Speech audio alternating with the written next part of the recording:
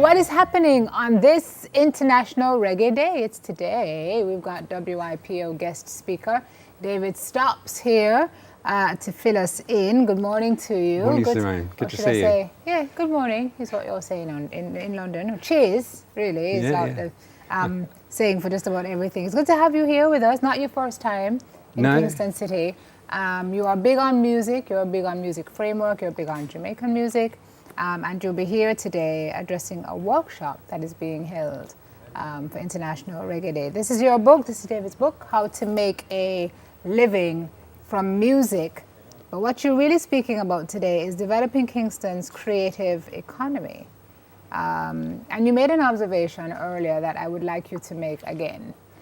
Sure. Which is a good recommendation as a way forward. Yeah. Well, as you know, Kingston has got the most incredible musical history. I mean, just incredible. Now, when I came into the airport yesterday, I didn't see any evidence of that at all. I mean, there were some beautiful paintings with birds and flowers and things saying, "Welcome to Jamaica," which was great. You know, it's lovely. But what I want to see is, welcome to Kingston, a music city. You know, home of Bob Marley, home of Peter Tosh, home of Dennis Brown, you know, Chronics, Omi, you know, that's what it should say. Mm-hmm. And also Usain Bolt, no mention of athletics there at all. I know there are pictures of some of our musicians on the walls and pictures of our athletes as well. When you're leaving, I'm not quite sure if it's there when you're coming in. Yeah, I think coming in is more important than leaving. Yeah. But, you know, I mean, if ever there should be a city branded as a music city, it's Kingston. It's got such an amazing tradition, and it's still alive today. It's not just the past. You know, Omi was the biggest selling single of the year last year in the world. You are based in London? Well, I'm based in a place called Aylesbury, which is about 40 miles outside London. And what is the view of reggae music and Jamaican music there? Oh, huge. I mean, I've been running a club there for many years. I've put on Toots and the Maytals, I've put on Dennis Brown, I've put on Gregory Isaacs, you know, and they all sell out. You know, it's just, and there's a whole movement in the UK of particularly ska bands like the Specials and Madness and those sort of bands that are massive. I mean, absolutely massive. So then, David, are we the ones who we don't get it? Well, I think what I would like to see in Kingston is a nightmare. Now, a nightmare. A nightmare. Yeah, folks, a nightmare. Not a nightmare, as in, right, nightmare, yes. That's right.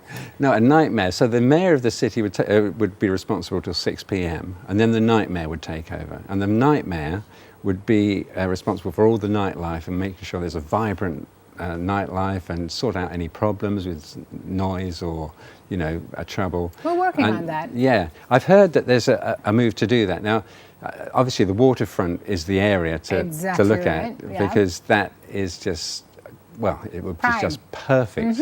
And if we could get that back to a vibrant area again, it would be absolutely amazing. I know they're looking at downtown Kingston, and they're also looking at Palisadoes, I believe, which is that area that takes you out to the airport. Yeah. Kingston's designation, recent designation, you are excited about as well. Yes, absolutely. Yeah. And we should be able to capitalize a little bit on that. Absolutely. I mean, I know the nightmare of San Francisco, and the nighttime economy in San Francisco is worth over $5 billion a year. Jeez. Now, if Kingston... And they don't have reggae? No. Well, they have everything, but if Kingston could get it right, there would be billions of dollars coming into this city. Billions. I'm not talking millions. Wow. And it's got to be the tourist board have just got to buy into Kingston as a tourist destination. Okay. You know, I mean, I think a lot of foreigners think it's a dangerous place, you know, Kingston, but it isn't really. I don't think it is. Anyway, I've been here many times. I don't think it is. And, you know, it's just a myth, really. I think everybody here is really friendly and very, very nice and into music. To be. So you will be expounding a little bit more on some of these points today. Where is it happening? It's at the Jamaica Pegasus. 10 a.m. to 6 p.m. is a conference. What time do you speak, David? I'm speaking this morning for an hour and this afternoon for an hour. Excellent. But it's free to get in. Please, if anybody's watching this, come on down to the Pegasus. You know, hopefully you'll learn a lot about how to make a living from music. Yeah, fantastic. Thank you very much for coming in. The 24-hour Global Media Festival going on, hosted by King Jamaica Media. I know Andrea has been working on this for a long time. This is her baby, and it's really taking off around the world. Lots of stations will be playing reggae all day today in places that you would not believe. And so we congratulate Andrea Davis on her continued work, and we thank you for coming in this morning.